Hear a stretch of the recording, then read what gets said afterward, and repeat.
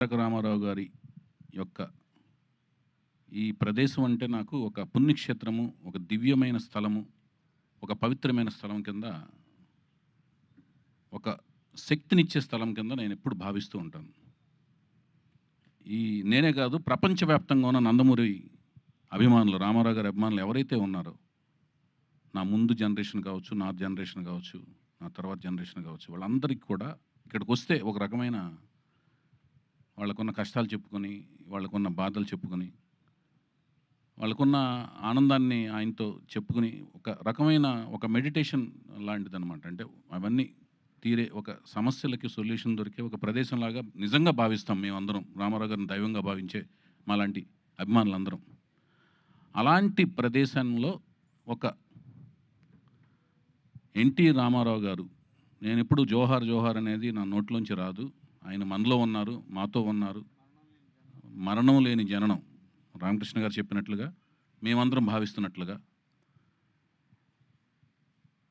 ఆయన ఎప్పుడు మనతో ఉన్నారు. తెలుగు జాతి ఉన్నంత వరకు ప్రతి వ్యక్తిలోనూ ఉంటారు, చరిత్రలో ఉన్నారు. రాయబోయే చరిత్ర ప్రతి చరిత్రలోని ప్రతి పేజీలోనూ ప్రతి పంక్తిలోనూ ఉంటారు ఆయన. సో మేము ఎప్పుడు అలాంటి ఒక ప్రదేశంలో ఆయన 4వ తరానికి చెందిన, మళ్ళీ ఆయన పేరుతో 3 అక్షరాలతో, ఆ పవర్ఫుల్ 3 అక్షరాలతో ఆయన మనవడు తాతయ్య గారి పేరుని ఎంతో ప్రేమ, అనురాగం, ఆప్యాయతలతో పెట్టుకున్న ఆ పేరుని పెట్టుకోవడం అంటే అది ఈజీ కాదు. ఆ పేరును పెట్టుకున్న వ్యక్తి, పెట్టుకోవడం అంటే మళ్ళీ అది ఫైన్ ఆర్ట్స్లోనే రాణించాలి. చాలామంది పెట్టుకుంటారు పేర్లు, మళ్ళీ ఫైన్ ఆర్ట్స్లో రాణించాలి. ఆయన ఏ ఫైన్ ఆర్ట్స్లో అయితే రాణించారో ఆ ఫైన్ ఆర్ట్స్లో రాణించాలి. పుట్టినప్పుడు పెట్టుకుంటాం, పెరిగి పెద్దయిన తర్వాత ఆ ఫైన్ ఆర్ట్స్ ఆయనలో కనపడాలి. అలా కనపడిన ఆ అబ్బాయి నా కళ్ళల్లో పడతాం. ఆ కళ్ళల్లో కనపడిన అబ్బాయి యొక్క లాంచింగ్ ముహూర్తం, షూటింగ్ ముహూర్తం ఈ ప్రదేశంలో జరగటం, నేను అనుకోవటం, అది జరగటం, అది కూడా ఆయన యొక్క, మా దైవం యొక్క కుమార్తెల చేతుల మీదుగా జరగటం అనేది ఒక అనిర్వచనీయమైన అనుభూతి, అద్వితీయమైన మరుపురాని ఒక ఘట్టం అన్నమాట. ఆయన ఏమైతే ఆలోచించి వాళ్ళ కుమార్తెలకి ఈశ్వరి ఈశ్వరి ఈశ్వరి అని శక్తి స్వరూపాలుగా పేర్లు పెట్టారో, ఆ శక్తి స్వరూపాలు అంటే నిన్న కాక మొన్న నేను వేసిన ఒక పాంప్లెట్, అంటే వీళ్ళు మా స్పెషల్ ఆస్పిషియస్ గెస్ట్స్ అతిథులు అని నేను ఏదైతే ఒక పాంప్లెట్ వేశానో, ఆస్పిషియస్ గెస్ట్స్ అని వేశానో, అక్కడ అది నేను చూసుకుంటే నాకే ఆశ్చర్యం వేసింది ఆ డిజైన్. అంటే ముగ్గురు అతిథులు, ముగ్గురు కుమార్తెలు. ఆ ముగ్గురు కుమార్తెలు ముగ్గురు ఒక సైంటిస్టులు అనమాట, మహిళా సైంటిస్టులు ముగ్గురు. ఆ మెమోరియల్ ఎలా అనిపించిందంటే నాకు శ్రీహరికోటలో లాంచింగ్ ప్యాడ్ లాగా అనిపించింది. రాకెట్లను లాంచింగ్ చేసి ఒక లాంచింగ్ ప్యాడ్ లాగా అనిపించింది. ఆ లాంచింగ్ ప్యాడ్లోంచి ఒక రాకెట్ని, ఒక మిసైల్ని, ఒక స్టడ్ని స్టార్స్ కేటగిరీలోకి లాంచ్ అయిపోయే ఇందుకు వచ్చి సైంటిస్టులు ముగ్గురు పూనుకుని, ఒక మహిళా సైంటిస్టులు పూనుకుని లాంచ్ అయిపోతున్నారు అన్నట్టుగా నాకు డిజైన్ చేసిన తర్వాత అనిపించింది, డిజైన్ చేయించుకున్న తర్వాత అనిపించింది. ఆ మిసైల్ మరెవరో కాదు, ఆ స్టడ్ మరెవరో కాదు, ఫ్యూచర్లో ఆ స్టార్స్ కేటగిరీలోకి అద్భుతమైన రేంజ్లోకి వెళ్ళబోయే స్టార్ ఎన్టీఆర్, మా ఎన్టీఆర్ అని అనిపించింది. నాకు అది గర్వకారణంగా అనిపించింది. అది భవిష్యత్తులో జరగబోతుందని నాకు అనిపిస్తుంది, ఇన్స్టిట్యూషన్ అనిపిస్తుంది. ఇదంతా ఎందుకు అనిపిస్తుందంటే దానికి విశేషమైన కృషి, విశిష్టమైన కృషి, కావాల్సినంత కసి తనలో ఉన్నట్టుగా నాకు అనిపించింది. దానికి ఇదంతా ఎప్పుడు అనిపిస్తుంది అంటే ప్రాజెక్టుకి కావాల్సిన కృషి, పట్టుదలతో కసిగా మేము పనిచేయటం, జయాపజయాలనేది మీరు చూసి రేపొద్దున మాకు ఇచ్చే రిసెప్షన్లోంచి ఆధారపడి ఉంటాయి. సో ముగ్గురు రామారావు గారి ముగ్గురు కుమార్తెలు, వాళ్ళ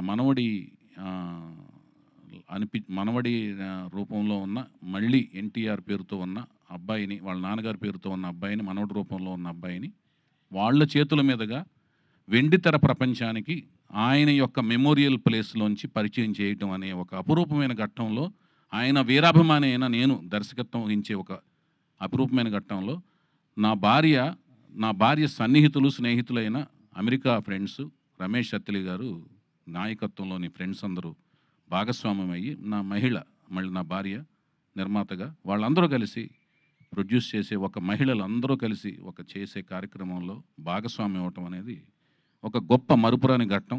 ఇందులో మన తెలుగు అమ్మాయిని హీరోయిన్గా పరిచయం చేసే ఒక కార్యక్రమం కలిసి రావటం కూడా ఇదంతా కూడా నాకు ఒక అదృష్టం కింద భావిస్తున్నాను నేను. తను కూడా కూచిపూడి డాన్సరు, మంచి అమ్మాయి. సో ఈ కార్యక్రమం మళ్ళీ ఒక మరుపురాని ఘట్టం కింద ఫీల్ అవుతున్నాను. అలాగే ఈ ఘట్టంలో ఎప్పుడు అంటే మాకు హరికృష్ణ గారితో 3 సినిమాలు చేసిన పరిచయంలోనూ, అంతకుముందు అసిస్టెంట్ డైరెక్టర్గా చేసిన పరిచయాల్లో, ఆ కార్యక్రమాల్లో ఎప్పుడు కూడా లక్ష్మి గారిని పూజలు ఆవిడని ఎప్పుడు పూజలు చేస్తూ చూసాం, పూజల గురించి విన్నాం, పూజల గురించి మాట్లాడుతుండగా విన్నాం. పూజలు ఆవిడ వచ్చి పూజ చేస్తుండగా మాకు పూజా కార్యక్రమాలు నిర్వహిస్తుండగా ఈ షూటింగ్ ముహూర్తం అనేది స్టార్ట్ అవడం, పూజా కార్యక్రమాలు నిర్వహిస్తుండగా స్టార్ట్ అవడం అనేది గొప్ప శుభసూచకంగాను, అది అదృష్టం కింద భావించాం. అలాగే మా హరికృష్ణ గారి ఇంకొక రూపం కింద భావించి మేము మా సుహాసిని పాప, ఆవిడికి మా హరికృష్ణ గారు వాళ్ళ అమ్మమ్మ గారి పేరు పెట్టుకున్నారు, వెంకటరామమ్మ అని. మామూలుగా ఇంట్లో సుహాసిని పిలుచుకోవటం, సుహాసినిగా పేరు మార్చుకున్నారు. సో ఆ వెంకటరామమ్మ తన అమ్మమ్మ గారు, నాయనమ్మ గారి పేరు పెట్టుకున్న ఆవిడ పేరు మీద ఆవిడ నాకు స్క్రిప్ట్ ఇస్తూ ఆయన యొక్క స్లాంగ్లో చౌదరి ఒళ్ళు దగ్గర పెట్టుకుని తీయనట్టుగా మాట్లాడుతూ నా స్క్రిప్ట్ అందించడం దర్శకుడిగా, ఆవిడతో పాటు ఆవిడ కజిన్స్, సిబ్లింగ్స్ అందరూ కలిసి ఇవ్వటం అనేది ఒక రకమైన వాతావరణం అంతా నాకు చక్కగా, అంటే మంచిగా ఒక అనిరుచినైన అనుభూతిని కలిగింది నాకు. దాంతోపాటు మా మోహన్ కృష్ణ గారు అంటే వెరీ స్ట్రిక్ట్ ప్రిన్సిపల్డ్ అనమాట, వెరీ స్ట్రిక్ట్. అంటే మనం ఆయన్ని మాయలో మభ్యపెట్టలేం. మనం మభ్యపెడతాం అనుకుని తెలిసేలోపు స్ట్రిక్ట్గా మారిపోతుంటారు. ఆయన్ని అసలు మభ్యపెడతాం కష్టం. అలాంటి ఆయన్ని ఒక షాట్గానే అడిగిస్తే ఆయన దేవుడి దేవుళ్ళు ఒప్పుకోవటం, ముహూర్తం షాట్గా ఆయన డిఓపి కింద మాకు చేసుకోగలగటం. అంటే రామారావు గారిని డిఓపిగా చేసిన ఆయనతో మా ముహూర్తం షాట్ చేసుకుని మళ్ళీ మనవడి యొక్క ముహూర్తం షాట్కు డిఓపిగా ఆయన చేసే ఒక విచిత్రమైన, ఒక అనిర్వచనమైన సంఘటనలో ఆయన లాక్ చేసుకోగలగటం, ఇవన్నీ కూడా అన్ని విచిత్రంగా జరిగినాయి. అలాగే ఎక్కడో ప్రపంచంలో ఒక టూర్లో ఉన్నారు మా రామకృష్ణ గారు. మాకు నందమూరి అభిమానులందరికీ ఒక ఆక్సిజన్ లాంటి ఆయన. ఎందుకంటే ఎప్పుడు వెళ్ళినా కూడా నవ్వుతూ మాడుతుంటారు. ఆయనకి ఏం కష్టాలు ఉన్నాయో, ఏమున్నాయో ఏం తెలియదు, ఎన్ని పనులు ఉన్నాయో బిజీగా. ఏమన్నా ఆక్సిజన్ మీరు మాకు కనపడగానే మాకు కార్బన్ డైఆక్సైడ్ ఎక్కడ ఉందో తెలియదు, కానీ ఆక్సిజన్లా ఫీల్ అవుతాం మిమ్మల్ని. సో మీరు చూడండి ఎంత ఓపికగా ఉన్నారో. అందరి గెస్టులందరినీ పంపించేసి మీరు ఒకటే మాట అన్నారు, నేను ఈ కార్యక్రమానికి నేను హరికృష్ణగానే, నీకు నేను హరికృష్ణలాగా నేను ఉంటా అని కొబ్బరికాయలు కొట్టే వరకు పక్కన నుంచి ఉన్నారు ఆయన. సో మా హరికృష్ణ గారు. అలాగే ఇందాక మా రామ్ చెప్పినట్లుగా ఈ మొత్తం కార్యక్రమాన్ని పైనుంచి దివి నుంచి మా నందమూరి అంటే లక్ష్మయ్య చౌదరి గారు, వెంకటరామ గారు మాకు తెలిసిన, ఆ తర్వాత జనరేషన్లో అయిన మా రామారావు గారు, పక్కనే త్రివిక్రమరావు గారు, ఆ పక్కనే నుంచొని చూస్తున్న సాయికృష్ణ గారు, మా హరికృష్ణ గారు, ఆ పక్కనే ఉన్న మా జానకిరామ్ గారు, ఆ పక్కనే ఉంచిన మా తారకరత్న గారు, అందరూ ఈ కార్యక్రమాన్ని చూస్తూ పులకించిపోతుంటారు. వైవిఎస్ చౌదరి మన కుటుంబ అభిమాని, సరదాగా మంచిగా కష్టపడి సినిమా తీస్తున్నాడు మనోడితో, నందమూరి తారక రామారావుతో అని. అలాగే మన సినిమా అనుకున్న కాడి నుంచి అందరి ఆశీస్సులు ఉన్నాయి, అందరు కుటుంబంలోని అందరి ఆశీస్సులు, రకరకాల అందరూ కుటుంబంలోని తను చెప్పినట్టు తన తాతయ్య వరుస అయ్యేవాళ్ళు అందరూ యంగే, కానీ తాతయ్య వరుస అవుతారు. ఎందుకంటే తను 4th జనరేషన్లో ఫస్ట్ పెద్ద కిడ్డు, జానకిరామ్ గారు 3rd జనరేషన్లో పెద్ద కిడ్డు, ఇతను 4th జనరేషన్లో పెద్ద కిడ్డు. సో అందరూ పాపం ఇతను యంగ్, తొందరగా యంగ్, వాళ్ళు తొందరగా ఓల్డ్ లాగా కనపడతారు, కానీ అందరూ యంగే. తాతయ్య వరుస అయ్యే వాళ్ళు అందరూ సపోర్ట్ ఉంది. అందుకనే ఈరోజు చూసుంటారు ఎంతమంది, అన్ని జనరేషన్స్ వాళ్ళందరూ వచ్చారు, ఫ్యామిలీ కుటుంబీకులు అందరూ వచ్చారు. అలాగే బాబాయ్ జనరేషన్స్ అందరూ కూడా సపోర్టు ఇచ్చారు. వాళ్ళు ఎలా ఉండాలి, మోరల్స్ ఎలా ఉండాలి, సినిమా ఫీల్డ్ ఎలా ఉండాలి, వాళ్ళ ఎక్స్పీరియన్స్లు చెప్పి ఇతను ఎలా మెలగాలో చెప్పారు. తాతయ్య వరుస వాళ్ళ ఎక్స్పీరియన్స్లు చెప్పి ఎలా మెలగాలో చెప్పారు. వాళ్ళందరూ కూడా బిజీ షెడ్యూల్స్‌లో ఉన్నారు. ఒక్కో కార్యక్రమంలో వాళ్ళు ఎలాగో బ్లెస్ చేస్తారు తన కెరియర్‌లో. అయన్నీ కూడా ఉన్నాయి. తనకి అందరూ అండగా ఉంటారు. తన మంచి భవిష్యత్తు ఉండాలి. అభిమానుల అండదండలు ఉన్నాయి. తను మంచిగా ముందుకు ఎదగాలని నేను మనస్ఫూర్తి కోరుకుంటున్నాను. నందమూరి వంశ వీరాభిమాని కింద, కుటుంబం వీరాభిమాని కింద. సో, ఇవన్నీ పక్కన.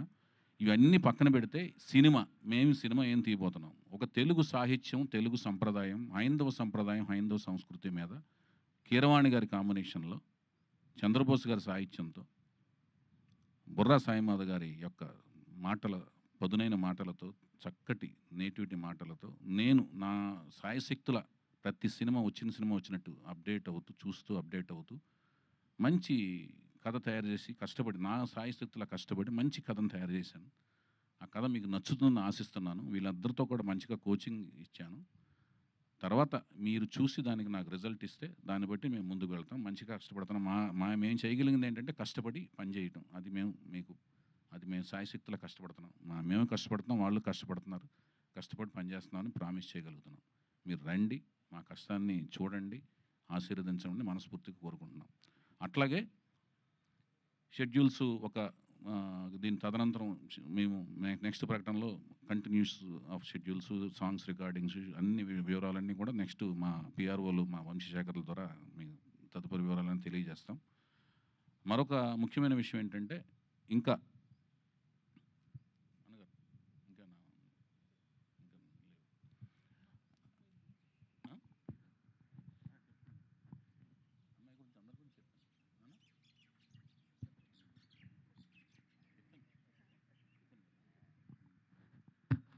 అవునా? అది ఈ అందరూ రావటం అనేది ఇంకా